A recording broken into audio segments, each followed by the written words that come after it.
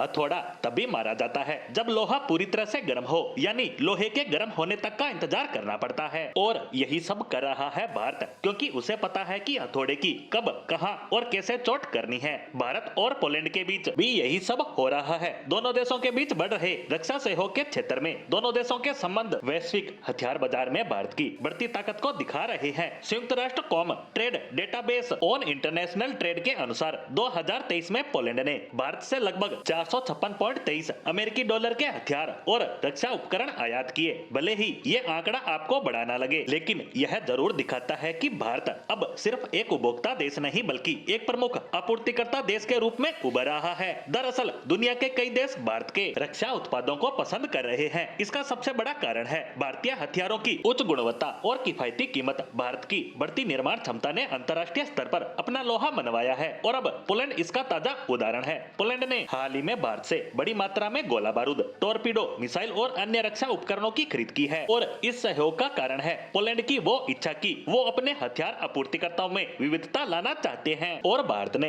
Poland की इस मांग को न केवल स्वीकार किया बल्कि प्रोटोकॉल तोड़कर तेजी से मदद भी पहुंचाई। ये भारत की सभी के लिए मित्रवत नीति का ही हिस्सा है। वहीं पोलैंड ने अपने देश में हुई तलवारों और भालों की प्रदर्शनी के लिए भी भारत का ही सहारा लिया, जो ये दिखाता है कि भारत ने रक्षा उपकरणों के पारंपरिक और आधुनिक दोनों ही रूपों में अपनी पकड़ मजबूत की है। बता दें कि रूस यूक्रेन युद्ध के दौरान भी भारतीय गोला बारूद अंतरराष्ट्रीय स्तर पर खूब चर्चा का विषय बने रहे। हालांकि भारत ने सीधे तौर पर यूक्रेन को कोई सैन्य सहायता नहीं पहुंचाई, लेकिन ऐसा कहा जाता रहा है कि भारत से खरीदा गया गोला बारूद यूक्रेन के सहयोगी देशों द्वारा यूक्रेन तक पहुंचाया गया। इसके अलावा भारत ने आर्मेनिया को भी बड़ी मात्रा में रक्षा उपकरण और गोला बारूद सप्लाई किए हैं। ये भारत की बढ़ती रक्षा उत्पादन क्षमता का ही सबूत है। यहाँ सवाल ये भी बनता है कि पोलैंड क्यों भारत के हथियारों को खरीद रहा है। तो बता दें कि भारतीय हथियार न केवल बेहद ही किफायती है बल्कि इनमें विश्व स्तरीय गुणवत्ता भी है। भारत पारंपरिक हथियारों से लेकर उन्नत तकनीक वाले मिसाइल सिस्टम तक सब कुछ बना रहा है।